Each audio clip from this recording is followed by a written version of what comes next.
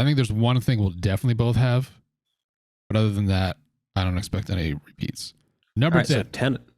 Got Master of None season 3. Have you watched any of Master of None? I've watched season 1? Okay. Question mark? I'm not even sure if I finished it.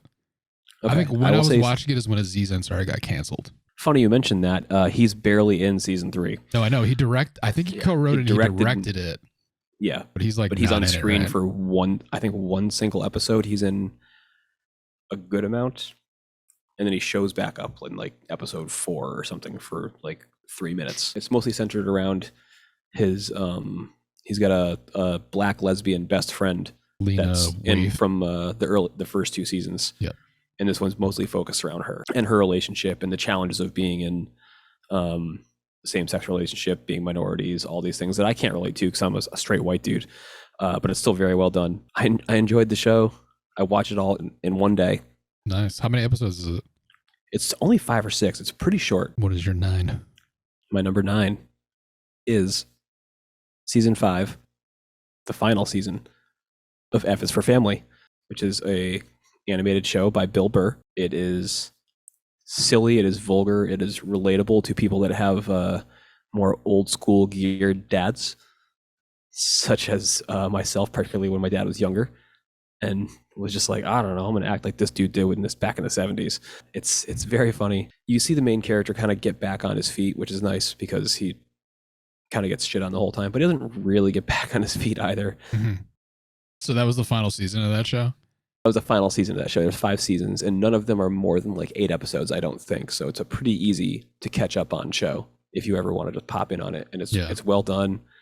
And like I said, if you had or know any of the like old school dads out there, like it's so relatable content. Like it's basically like a combination of my dad and my best friend's dad is Bill Burr's main character dad. I wouldn't have found it funny in the 90s, I'll say that, but I find it very funny now.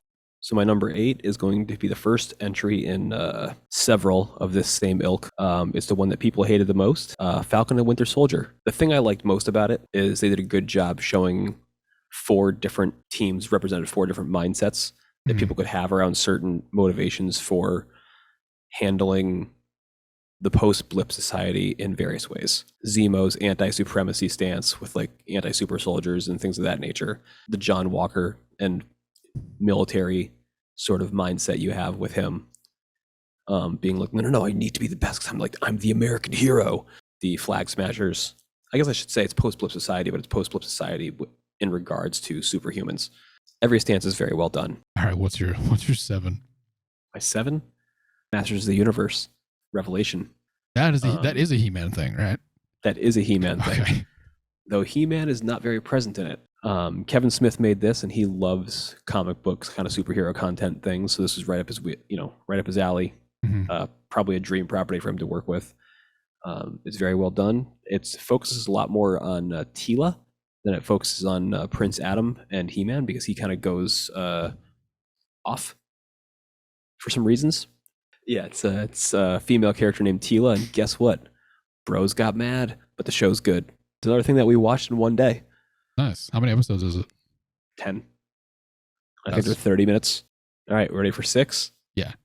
This is something we have already talked about, not today, but recently, that you did not like. Okay. This is Letterkenny season 10. Oh, okay. Yeah, I did not like this. You came from a point of no background with the show really whatsoever. Yeah. And you're like, these fucking Canadians are annoying, which is what's so wonderful about them. You know, happy to see these guys back doing their thing, being weird and Canadian and just building and burying jokes in fantastic ways. I mean, you hated this, so it's really funny. Yeah, I did hate it.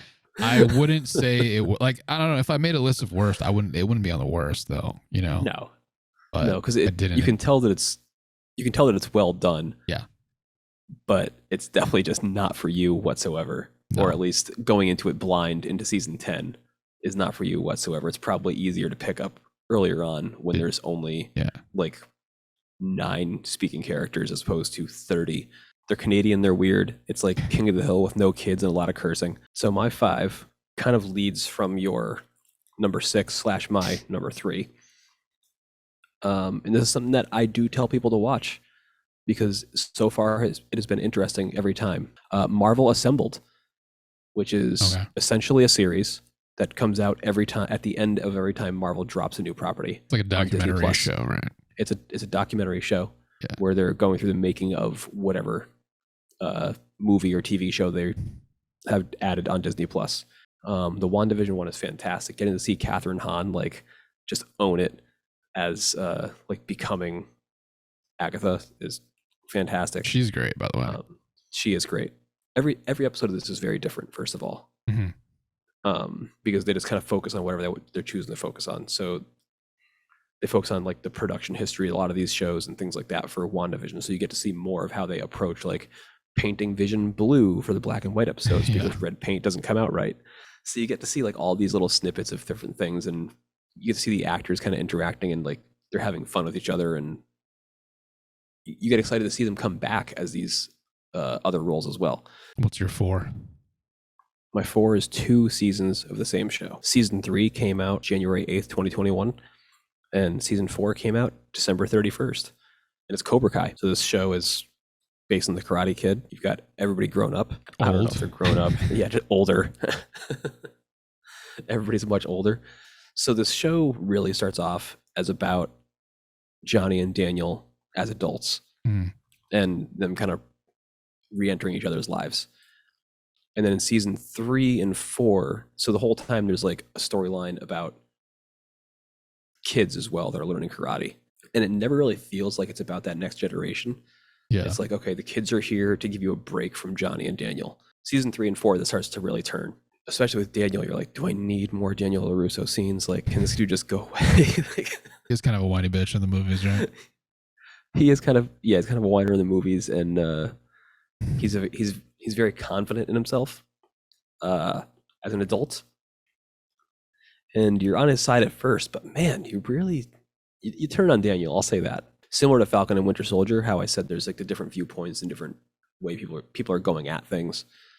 It's the same deal. You know, the way Daniel was taught by Mr. Miyagi, and he's trying to instill that into another generation. You've got the way Johnny was taught things and believing that's really the right way and instilling that into another generation. But the generation pushes back on both of them and pushes them, you know, towards the other side of things, but also away from that side of things. So like, it's really good. And yeah, season 3 and 4, it really focuses better on the kids than I think season 1 and 2 did, and makes it more about them in ways that are interesting. Okay. That sounds interesting for sure. Yeah. I think you would like the show.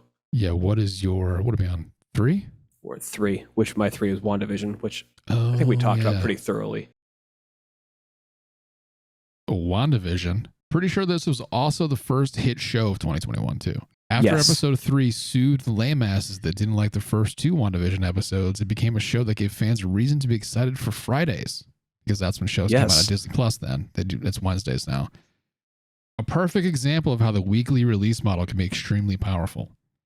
Yes. It kind of pooped itself towards the end, but it was extremely exciting to be a fan of the show in late January/February. Yeah, the different decade of sitcom for each episode idea was fantastic. It deserved all the hype and praise that it got. And just revisit the first 2 episodes if you thought they were bad. Watch some of the shows that they're referenced, the era of that era that are referenced later on if you have to get it. But I promise you, the first 2 are great. They really are. Like, it was crazy well done. Like, I grew up on Nick at Night being something that was watched regularly in my house. Like the 80s, 90s Nick at Night, when it was, you know, Dick Van Dyke and Dobie Gillis and Bewitched and I Love Lucy and all that. And those shows just like absolutely knocked out of the park with the production, like the color, every single thing was done perfectly. It was awesome. So good. Especially the first one too, like when they're at the dinner scene and the guy starts choking. I fucking love that scene. But it was so like Twilight Zone-y for me. I was just like, this is amazing. That show is number 3 on my list, by the way. Okay. So like so we don't have to go too much over it then. Yeah. But because everything you said is 100% true. What was your number 2? My number 2 is something that you specifically mentioned as not being a favorite of yours. It was Hawkeye. I kind of wrestled around with which ones were my favorites for what reason. I don't know if this hits for recency bias, what really took it over the top were the last, 2.5 episodes when Yelena shows up and gets to do, all the fun Yelena things that Yelena's been doing. I started off, my initial review was like, God, fucking rich kids. Like, I'm cheering for rich kids now. This sucks. Like, just rich kids that learn martial arts and how to shoot a bow. Like, great. But I found Kate Bishop to be fully redeeming of her nonsense. She's very good in that show, though. I think she is.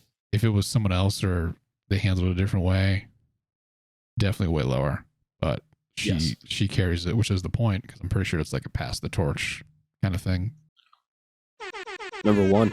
What is your number 1? My number 1 is something that has a lot of talking.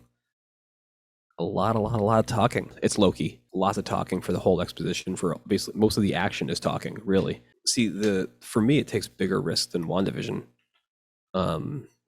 Because what it builds to is talking. Yeah. And for that built-in crowd, like, nobody expected talking. Jonathan Majors just like showing like range on range on range. In that episode was like, oh my God, I can't wait to see this guy play like 6 different characters, because he's super good. Tom Hiddleston's great. What is it, like Sophia DiMartino or something like that was the Loki variant? She was super good. Yep. As someone who likes sci-fi shit like that, where they're kind of like dimension and planet hopping and going through like time and stuff too, you would think I would like. It's almost like a Doctor Who in the Marvel universe, which I should like more. Which, like I said, maybe when I revisit my list at the end of the year, I'll be like, I did like Loki more than WandaVision. Yeah. It was tough. They're very, very close. I do think I will rewatch WandaVision and Loki before Multiverse of Madness come out. That'll be when I do my rewatch on these finally.